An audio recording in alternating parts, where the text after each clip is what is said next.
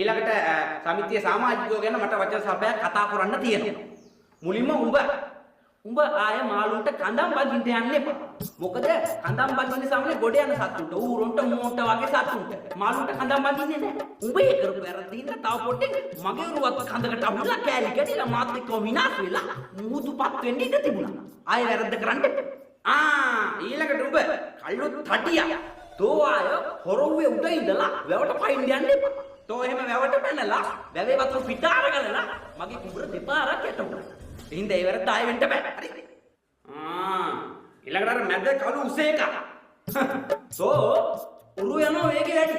උඹ ඊයේ පෙරේදා 60 කිලෝමීටර් 60ක වේගෙන් ගිහිල්ලා දින උරුවේ. උඹ එහෙම වේගෙන් ගියපු හින්දා මාළු බය වෙලා, සලිත වෙලා, මුකුලිත වෙලා, විකසිත වෙලා වෙන වැව් වලට සංක්‍රමණය වෙන්න පටන් ගන්න තියෙනවා. මට ඒක විශ්වාසදායී ආරංචි මාර්ග වලින් තමයි දැනගන්න ලැබුණේ. ඒ නිසා ආයෙ වැරද්ද වෙන්නේ නැහැ. හරි?